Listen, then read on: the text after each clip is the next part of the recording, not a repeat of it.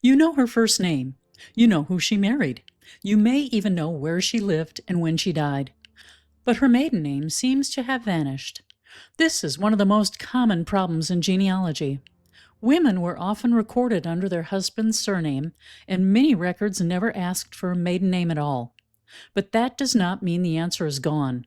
Her maiden name may be hiding in a record you have already found, or in a record belonging to one of her children. In this video, I'll show you 7 places to look, the clues beginners often miss, and how to make sure you have found the right woman. The first place to look is her marriage record. A marriage certificate, license, church register, or marriage application may list the bride's maiden name. But do not stop at the basic online index. An index may include only the bride, groom, date, and location. The original record may also list parents, witnesses, birthplaces, or a previous married name. You should also look for more than one marriage. A widow or divorced woman may have married under her previous husband's surname instead of her birth name. A later marriage application may ask for both her current name and her maiden name. The second place to look is in her children's records. A child's birth certificate may include a mother's maiden name. So may a baptism record, marriage license, death certificate, or Social Security application. Do not check only one child. One record may leave the mother's name blank. Another may misspell it. A different child's record may give you the answer. This is one reason researching the whole family can be so important. The third place to search is in obituaries and newspapers. A woman's obituary might say she was born Mary Johnson, or it may name her brothers and sisters. Those relatives may still carry her original surname. Her husband's obituary may also help. It might say he married Miss Mary Johnson in a certain year. Look for wedding announcements, anniversary articles, family reunions, funeral notices, and visits from out-of-town relatives. Even a small newspaper item such as Mrs. Thomas Brown's brother, William Johnson, is visiting could provide the clue you need. The fourth place to check is her death certificate. Death certificates often ask for the names of the deceased person's parents, including the mother's maiden name. But be careful, the information is usually provided by an informant. That person may have been a child, spouse, neighbor, or hospital employee, and they may not have known the correct answer. Treat the maiden name on a death certificate as a clue, especially if the informant was not a close relative. Then look for another record that supports it. The fifth place is probate records. A will may name daughters by their married names. It may say something like, "To my daughter, Mary Brown," which connects Mary Brown to her birth family. Probate files may also name brothers, sisters, nieces, nephews, and other relatives.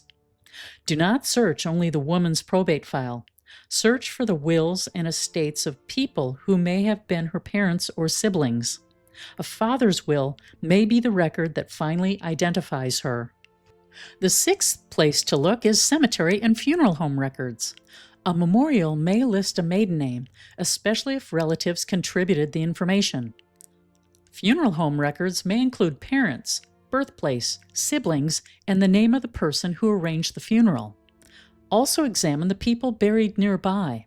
Family members were often buried in the same plot or cemetery section. A nearby person with a different surname may turn out to be her parent, brother, or sister. The seventh place is in the names found around her. Pay attention to witnesses, neighbors, godparents, and informants.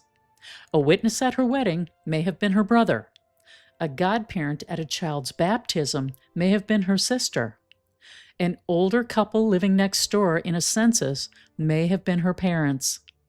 This is sometimes called cluster research. Instead of studying only one person, you study the group around her. Those people may reveal the surname she used before marriage. There is also one mistake you should avoid. Do not accept a maiden name just because it appears on another person's family tree. Online trees can be helpful clues, but they often copy information from one another. A wrong surname can spread quickly and look convincing because it appears in many places. Always ask what records support that name. Try to find at least 2 independent sources that connect the woman to the same birth family. For example, a child's death certificate may name her as Mary Johnson, and her father's will may name his daughter Mary Brown. Together, those records create a much stronger case.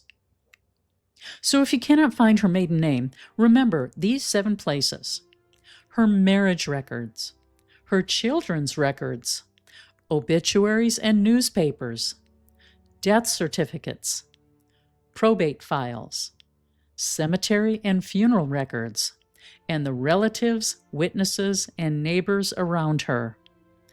The answer may not appear in a record created for her. It may be hiding in the records of the people who knew her best. Have you ever found a woman's maiden name in an unexpected record? Tell me where you found it in the comments. Your discovery may help another researcher. And if you enjoy practical genealogy tips that help you move past brick walls, subscribe to my channel and watch one of these videos next. Well, that's it for today, folks. Thank you for watching. Good luck with your research, and I'll see you in the next one.